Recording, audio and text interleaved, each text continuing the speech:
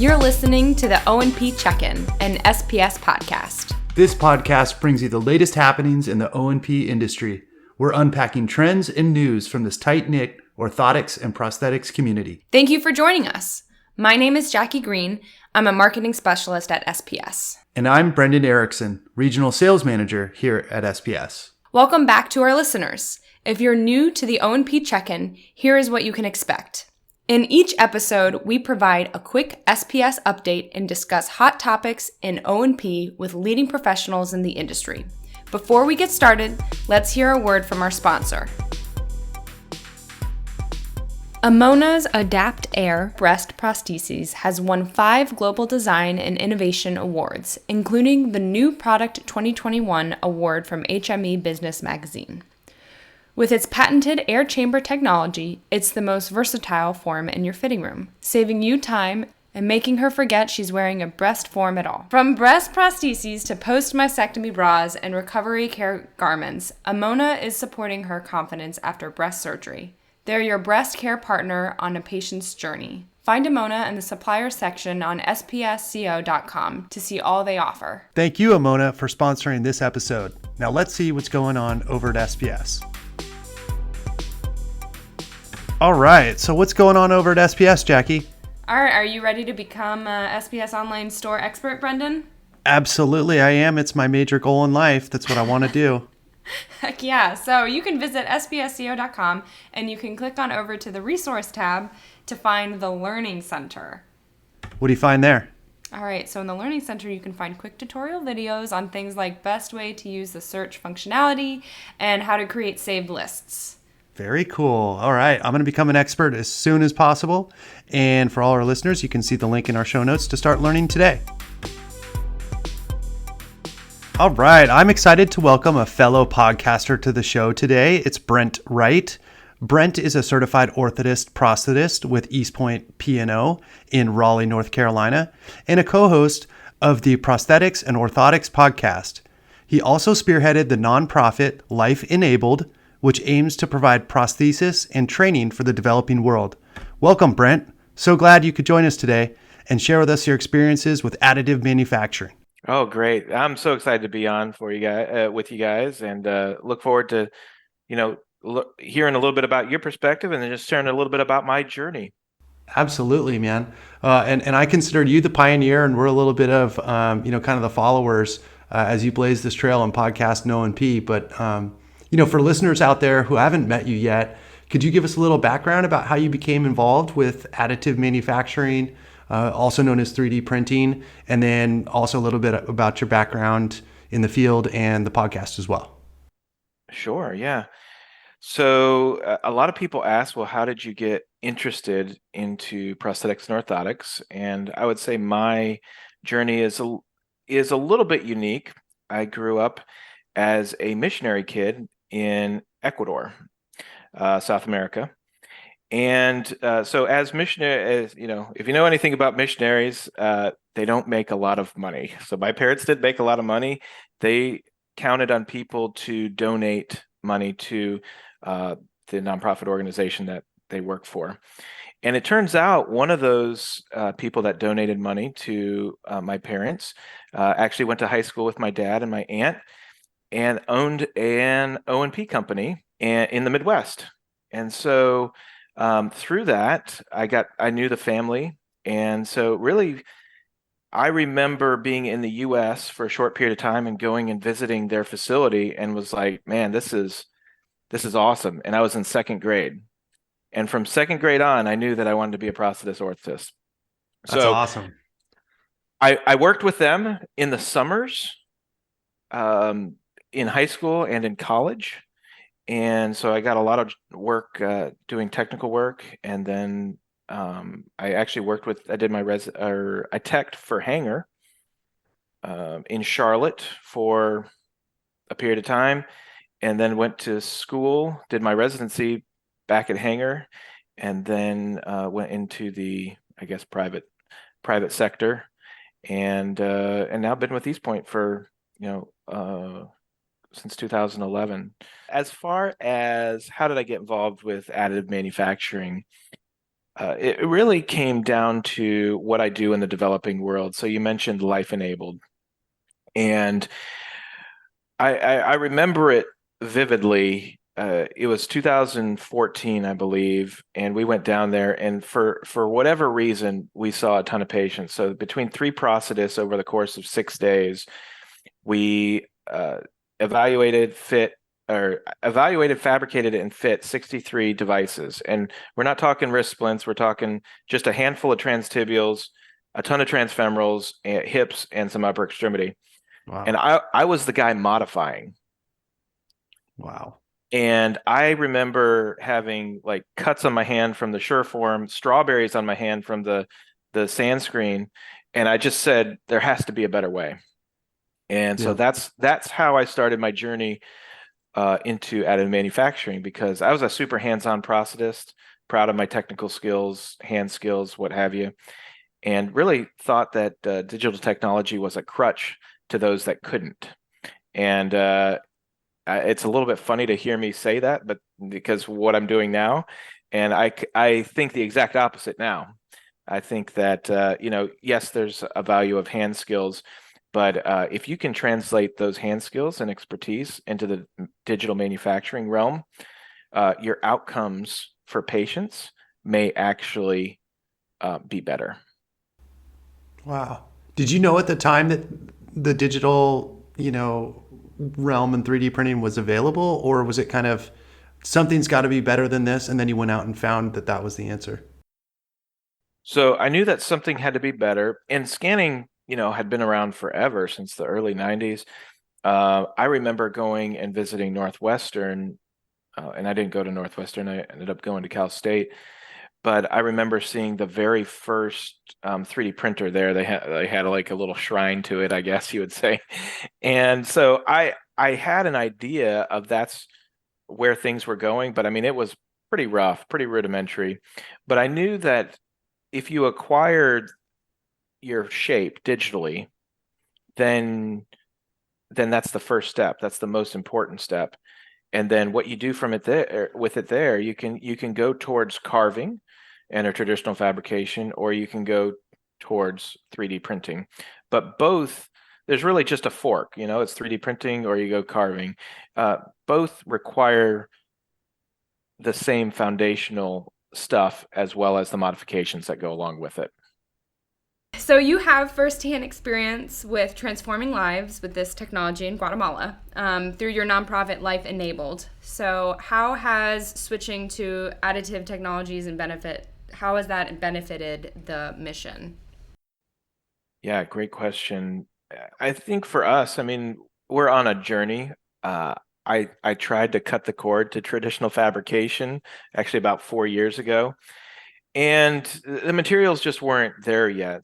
So for me, additive manufacturing, specifically for life enabled, really revolves around what things can I not traditionally fabricate, or how can I save some costs with 3D printing and additive manufacturing. And where I've kind of fallen is upper extremity devices. So everybody knows that it's hard to get donated components for upper extremity devices. And then if you buy them new, and so it makes it very cost prohibitive for a nonprofit organization to provide upper extremity devices. But with 3D printing and a little bit of creativity, you're able to make your own wrist. Sometimes you can make your own terminal device. You can make the socket. You can integrate it all together, make it nice and lightweight. And you go from a simple basic device like a hook, a prosthesis with a hook, that your material cost may be $1,000, and I can 3D print with our multi-jet fusion machine for maybe under $100 all in, and it's lighter. I have a record of what I've done, and it actually could be more functional. And so that to me is the real power. So, and then you take a look at like the lower extremity prostheses where a sheet of copolymer is not that much money.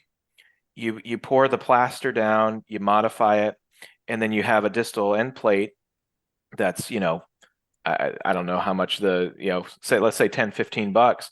So you're into a below the knee prosthesis for under $30 and not a lot of time. And so that's to me where the divide is the reality is it's a lateral move when I move from a transtibial prosthesis 3D printed.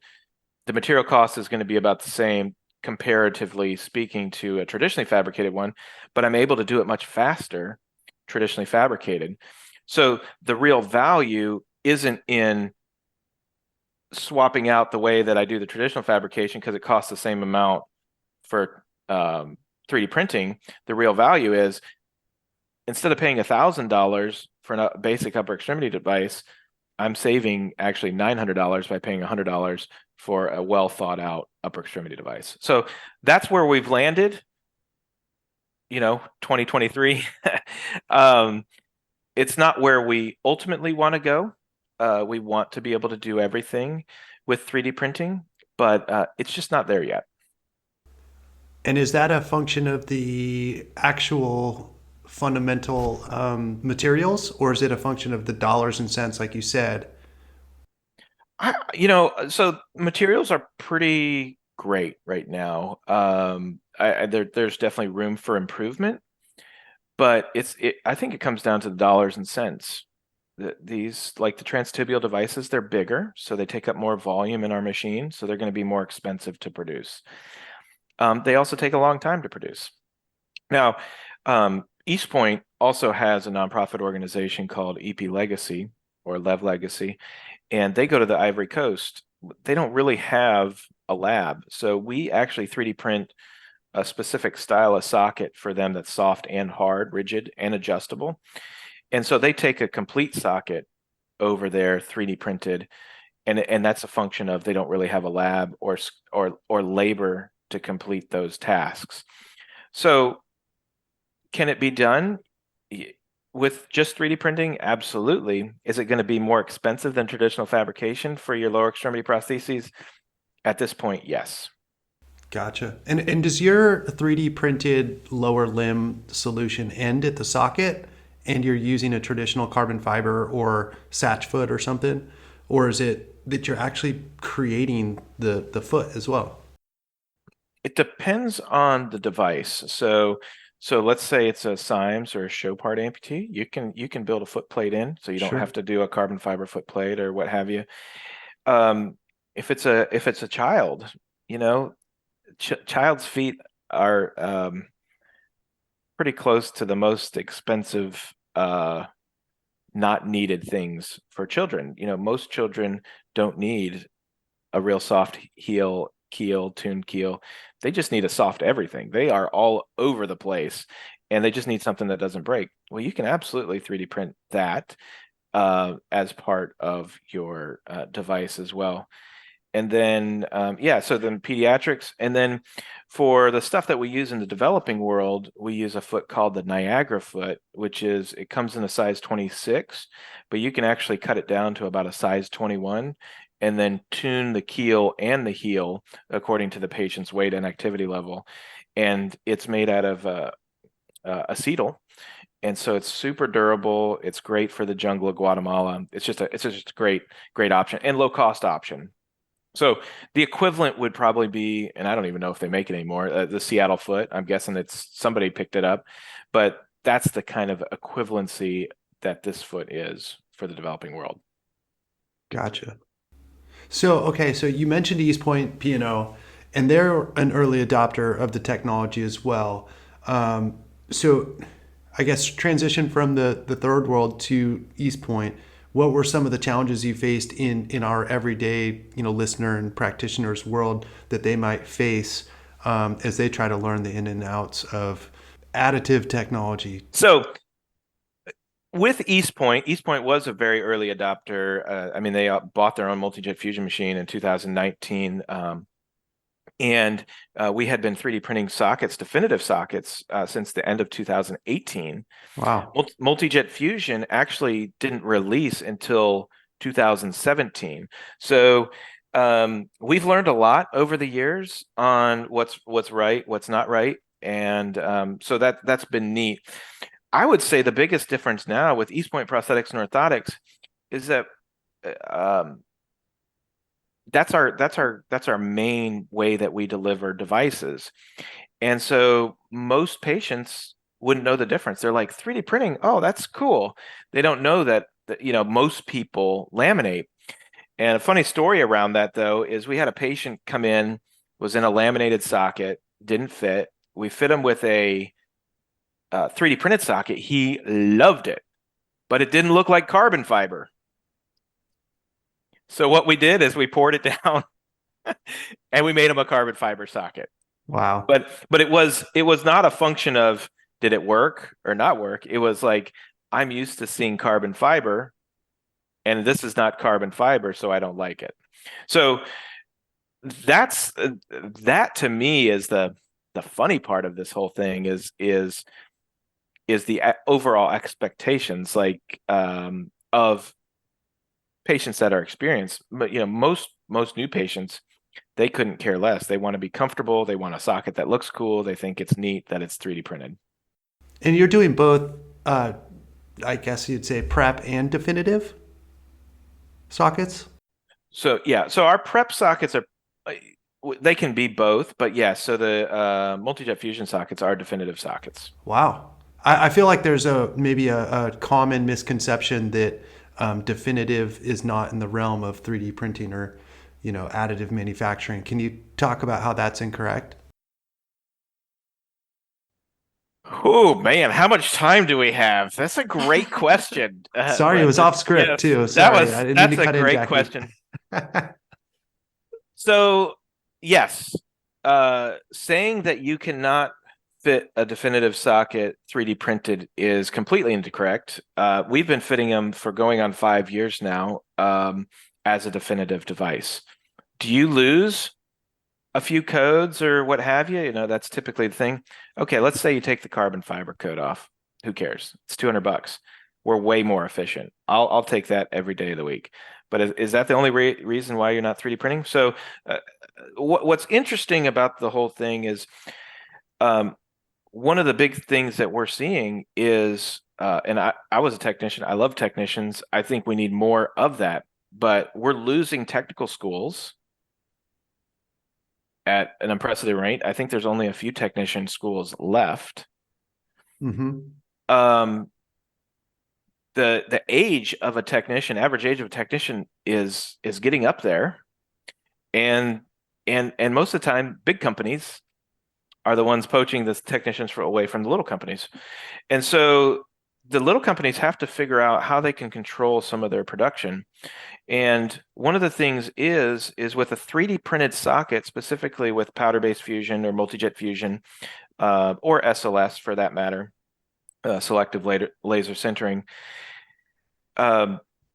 Those parameters of making a socket are consistent on the way that you design it. So this robot is making this device from start to finish. You're able to see how the build went off layer for layer. You can tell if you needed to, you could see, okay, what was the weather? Maybe my humidity was a little bit high. Like if you had a failure, if you had James over there as a technician laminating a socket, you don't know if they left the garage door open because to get some fresh air in and it set the resin off a little bit hot. You have no record of how that was done. Now, there are clinics that keep track of, how much resin did you use, how much, what was your layup like?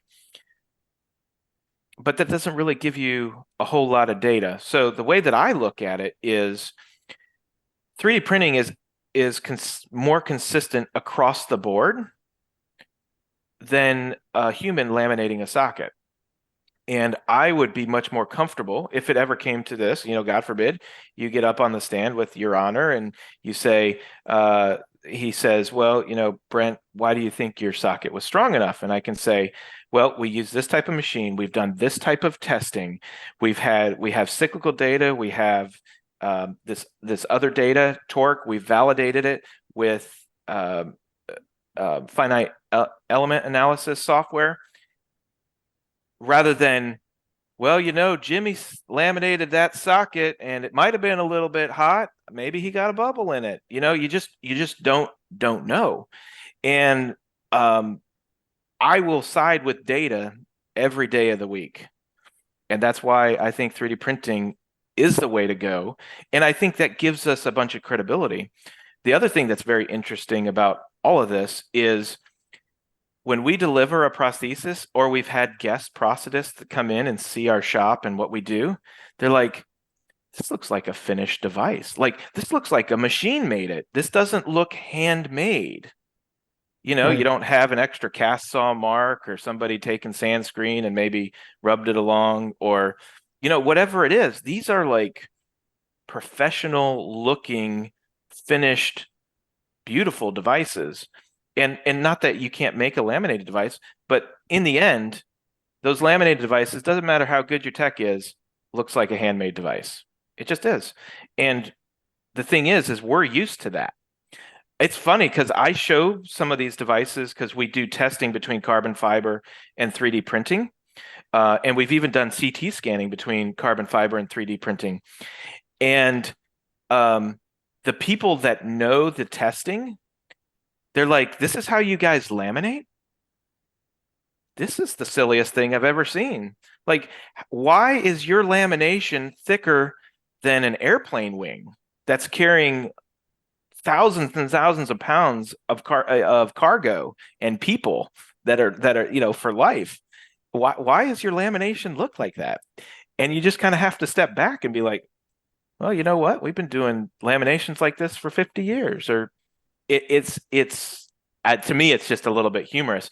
And I'm poking fun at myself because I was the person that said 3D printing is ridiculous. Why would you do that? Why would you let a robot do what my hands can do, or do better? And my opinion definitely has changed since then. So for additive manufacturing, it has a ton of potential, and advancement in materials are becoming better and better. So in your experience, where have you seen the best use cases for additive manufacturing? Great question. So there's a couple directions that you can go. I think those devices that are super labor intensive and take a technician, a skilled technician, a long time to do, right? We want to free up some of that skilled labor to do like things that only they can do. And so like my mind goes straight to the dynamic style AFOs with the struts. My preference is the Coyote strut. I think they've done just a beautiful job on the design of that, and that's the one that I use most in 3D printing. But you have to get your angles right for line of progression, plantar flexion, dorsiflexion, height right, and watching a technician do that, and they're using their little caulk gun with the glue and leveling it up and being like, is that right? And then they go get the clinician, and the clinician's like, no, you need to change the angle a little bit, and then they got to knock all that stuff off, glue it again. It's a labor intensive process. With in the digital process, like literally you have that tool up there, you can have the clinician right there. And I do this quite a bit on a Zoom, similar to what we're doing is, hey, does this angle look good? No, change it a little bit. Boom, done. I put the trim lines on, connect it all together, off to print it goes. So instead of an all day adventure on a laminated device, and then let's say you add an anterior panel, well, that's a whole nother lamination. You talk about a waste of time, material, and all that. So with 3D printing, you may have an hour in design, you've kicked it out, and 3 or 4 days later, you've got your finished device ready to go. So, if you talk to a central fab right now, anywhere in the United States, they're going to say 6 to 8 weeks before you get that strut AFO back. That's a long time. So in that sense, additive manufacturing makes sense. Additive manufacturing makes sense in like the foot orthosis stuff. Those types of things, that some of that stuff can be automated. Makes sense for upper extremity. You can lower some of your costs. You can do these activity specific arms. And I think one thing, like for a company like big company, or even some of these big regional companies, there are avenues to go that do not include risk. So one of the big things is risk management for these companies, and that's why a lot of them have not adopted it. And I totally get it. But there are ways to minimize risk by, let's say, like a below the knee prosthesis. Well, don't 3D print the outer frame. 3D print the flexible inner socket with lattice structures for soft areas over the fibular head and distal tibia. There is literally no risk in that. There's almost all reward for that. And then carve your model and laminate the outside of that. And when you get them both together, put them together, and off you go. Hybrid. It's a hybrid manufacturing process.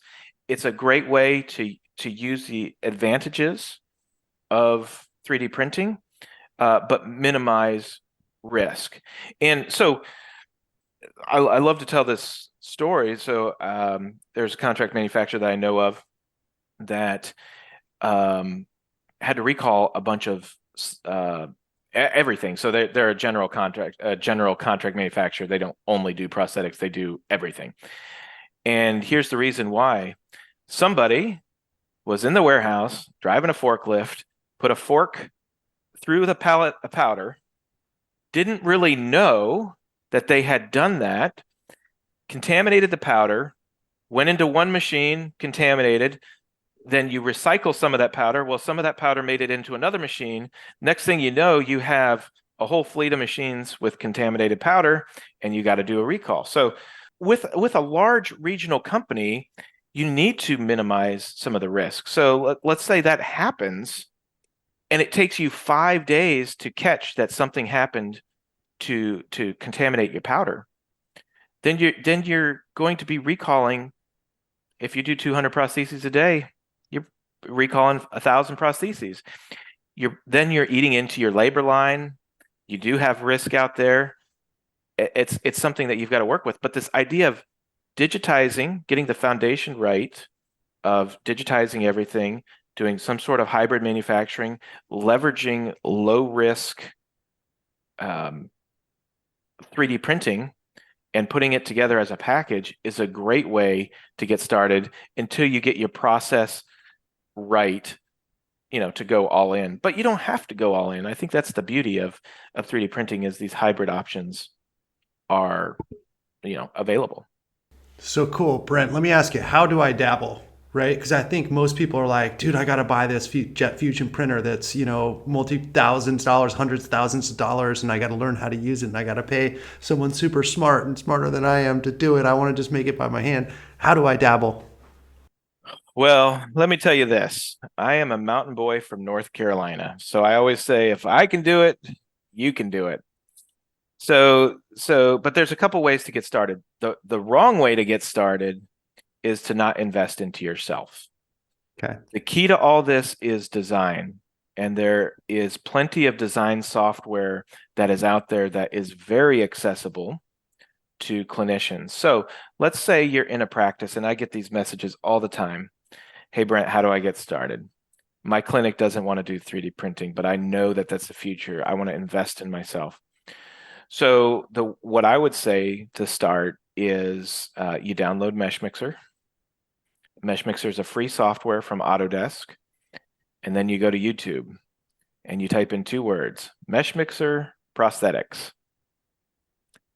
Go through every single tutorial that you can see that says MeshMixer Prosthetics. Once you do that, then you may hit up one of the industry-specific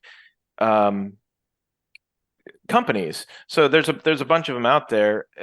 You've got Mercurus, you've got Spenties, you've got Vorum, Rodin, and then there's other ones that are not industry-specific. You've got Geomagic Freeform.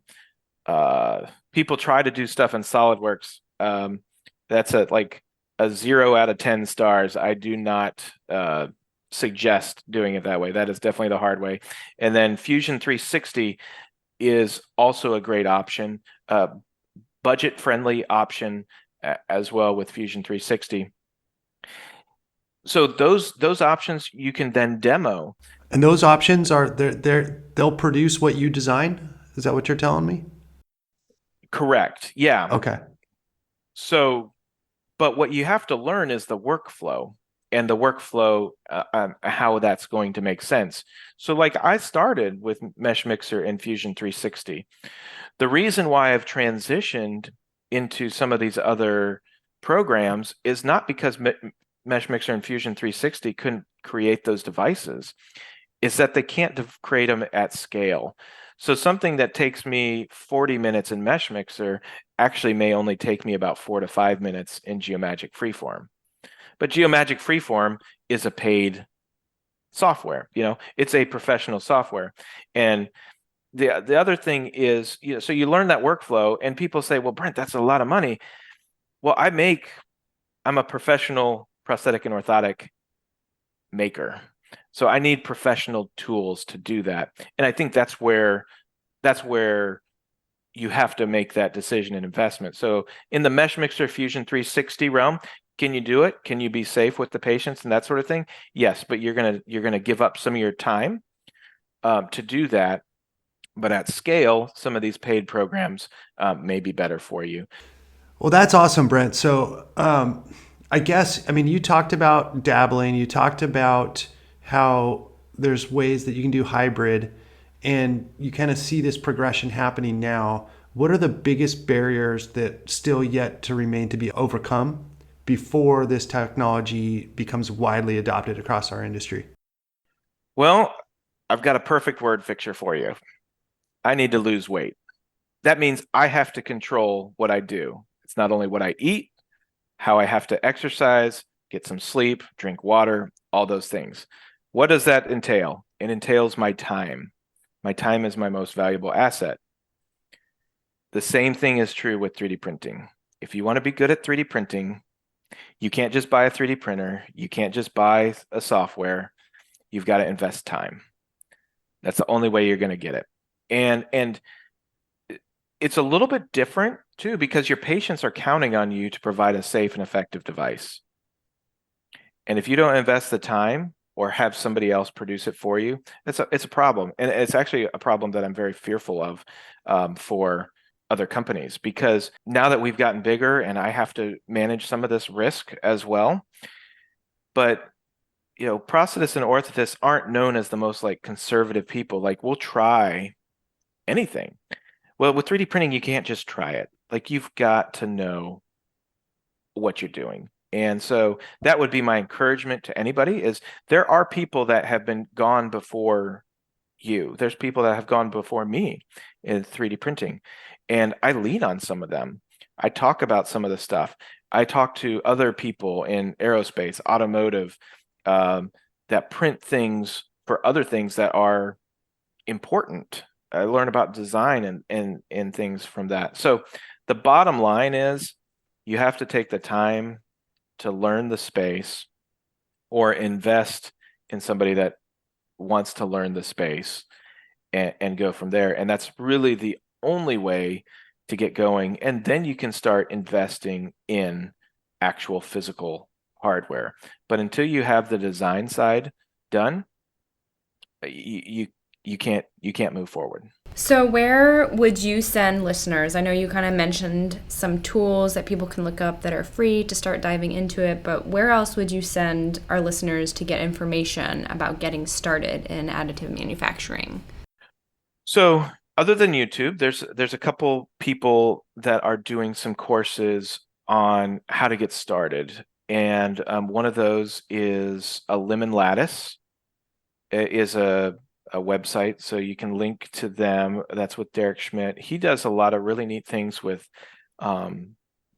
budget tools. So sub $1,000 printers, free to nearly no cost software.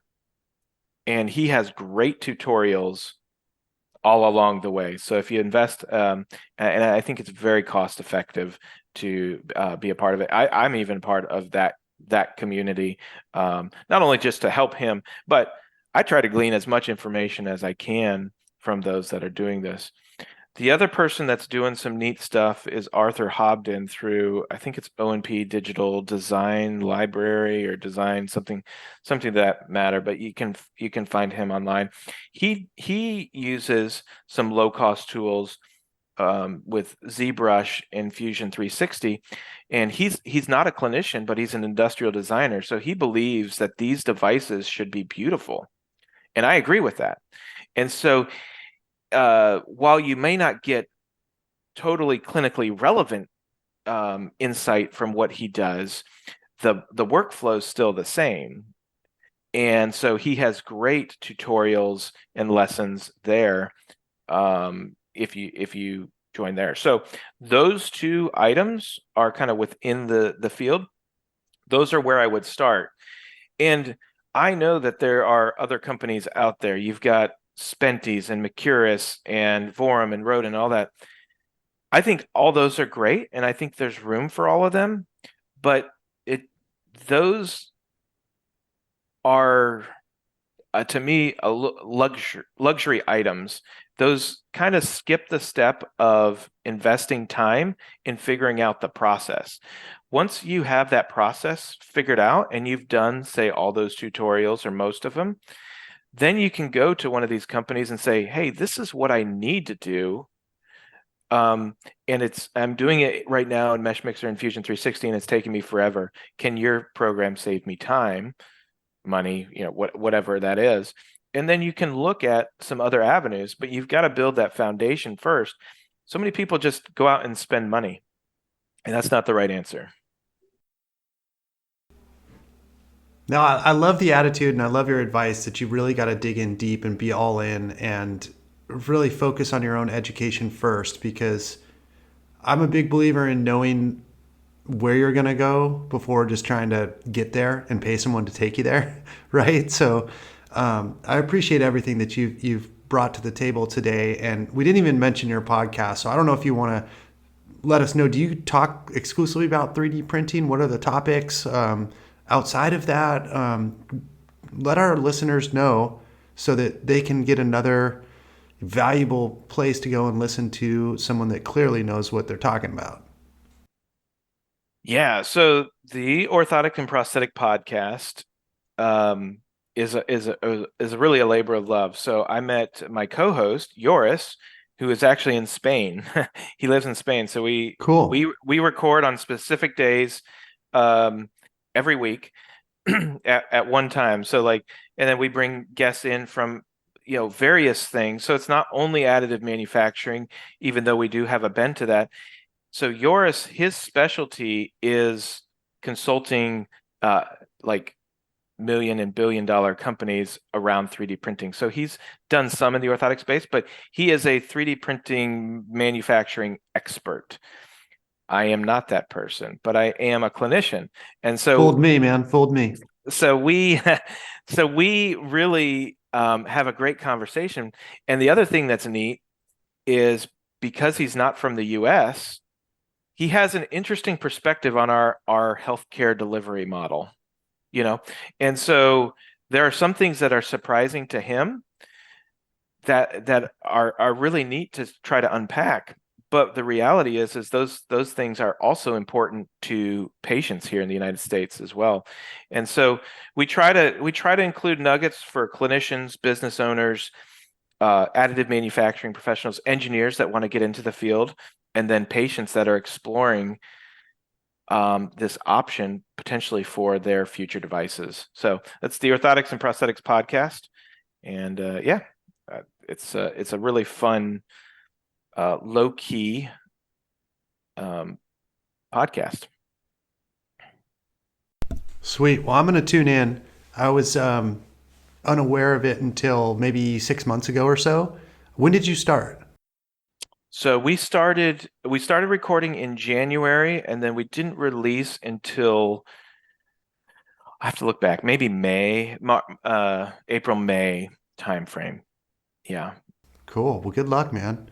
All right. Thank you. Yeah, it's been awesome talking to you. Really learned a lot and had a lot of fun. Well, thank you so much. Yeah, thank you so much for joining us today. Well, thank you so much for having me. Questions were great, and I hope there's something of value that your listeners can take away. Absolutely. So if you would like to learn more about Brent and his work, see the link in our show notes. Well, there you have it. Thank you for listening to the O&P Check-in, an SPS podcast.